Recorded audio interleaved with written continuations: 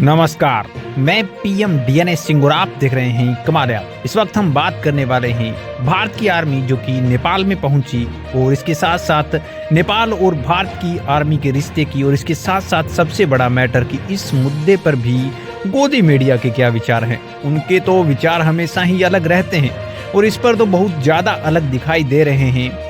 इसके पीछे का क्या रीज़न है, क्या क्या घुसेड़ रहे हैं अंदर, अगर आप सुनेंगे तो आप खुद हैरान रह जाएंगे। जी हाँ दोस्तों, एक बार फिर से यहाँ पे वही चीज़ दिखाई दे रही है जो कि गोदी मीडिया हमेशा से करती आ रही है। तो इसी का यहाँ पे जिक्र करने वाले तो वीडियो के अंत तक बने रहिए, और अगर आप चैनल पे नए हो तो चैनल को सब्सक्राइब करके बेल आइकन दबा दीजिए ताकि आपको अगला अपडेट भी सबसे पहले मिल के। चलिए वीडियो शुरू करते हैं। दोस्तों, दोनों देशों की आर्मी के बीच में बहुत अच्छे संबंध हैं और ये हमें सबसे महत्वपूर्ण भी लगता है और सबको पता भी है। दोस्तों, जब यहाँ पे चीन और भारत के सेनाओं के बीच मुठभेड़ हुई थी, उस चीज़ को जोड़ा जा रहा है कहीं ना कहीं साथ में।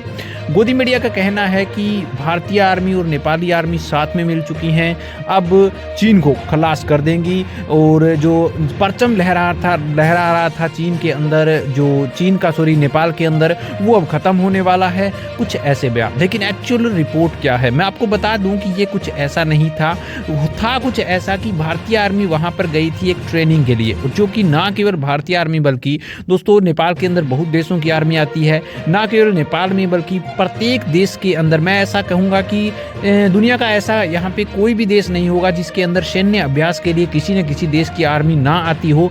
इसमें ऐसी कोई बात नहीं है जिससे कि हम ऐसा यहाँ पे कंक्लूजन निकालें कि अब भारत की आर्मी वहाँ चली गई है नेपाल के अंदर और अब पूरा अधिकार कर लेगा, नेपाल और भारत एक हो जाएंगे, उसके बाद चाइना को ख़त्म कर दिया जाएगा। यानी कि ऐसे स्टेटमेंट जो कि यहाँ पे गोदी मीडिया देती है। गोदी मीडिया ने ये भी कहा है कि जब पहले सरकार थी वो चाइना के अंडर में थी, वो तो पहले भी बहुत बार कह चुकी है, लेकिन अभी जिस प्रकार से यहाँ पे सरकार आई उसके बाद ये गोदी मीडिया ऐसे कहने लग गई। लेकिन अब दोबारा से सरकार पलट चुकी है, जबकि प्रचंड की सरकार आ चुकी है, तो दोबारा से उसके तेवर बदलते हुए दिखाई दे रहे हैं। मैं यहाँ पे मेनली बात करना चाहता हूँ कि ये जो यहाँ पे एक महीने पहले की बात है जब भारतीय आर्मी एक प्रशिक्षण के लिए यहाँ पे नेपाल में पहुंची थी, और उस प्रशिक्षण के अंदर उस मिशन का नाम था सूर्य किरण यहाँ पे मिशन रखा गया था। उसके अंदर दोनों देशों की आर्मी अपनी स्किल्स को टेस्ट कर रही थी, इसके साथ साथ स्किल्स को यहाँ पे हम कहेंगे ट्रांसफर भी कर रही थी, एक दूसरे को सिखा रही थी। जो स्किल्स भारत के पास अच्छी हैं वो नेपाल को दी जाए, नेपाल के पास अच्छी हैं वो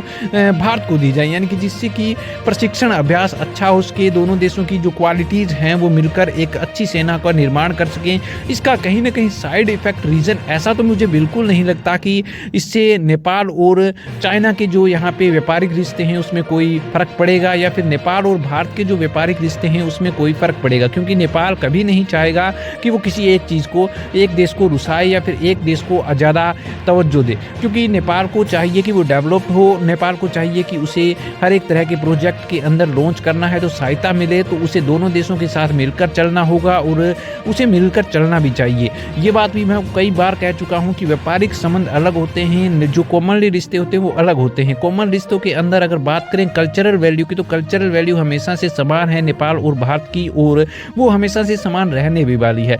इसमें कोई दोहरा नहीं है कि दोनों देशों के बीच में जो हम कहें कि नाखून और जो चमड़ी उसे अलग नहीं किया जा सकता, तो कभी नेपाल और भारत अलग होंगे भी नहीं। दोनों देशों के लोग समझते हैं इस चीज़ को, और आपको इस चीज़ के ऊपर ज़्यादा डिस्कस करने की ज़रूरत नहीं है कि नेपाल किसके फेवर में आ गया है, किसके नहीं फेवर में आ गया है। दोस्तों, इस चीज़ से कहीं ना कहीं नेगेटिव इम्पैक्ट पड़ता है। दोस्तों, इस चीज़ से कहीं ना कहीं जो आप बोल रहे हो कि इसके अंदर इंटर करी है या फिर किसी इस तरह की जो भ्रांतियाँ फैला रहे हो वो गलत है। मेरा कहने का मतलब यही है कि नेपाल हमेशा से भारत के साथ ही था और वो रहने भी वाला है, और इसके साथ साथ वो व्यापारिक संबंध हर एक देश से बनाएगा। इससे ही उसकी फायदा है, उसकी भलाई है। दोस्तों, इसके बारे में आपका क्या ख्याल है, अपने विचार कमेंट सेक्शन में जरूर लिखिए। चलिए, आज के जितने रखते आगे कोई नया अपडेट मिलता है फिर आपके सामने हाजिर होंगे। वीडियो को लाइक कीजिए, शेयर कीजिए, और अगर आप चैनल पर नए हो चैनल को सब्सक्राइब करके बेल आइकन दबा दीजिए ताकि आपको अपडेट भी सबसे पहले मिल सके।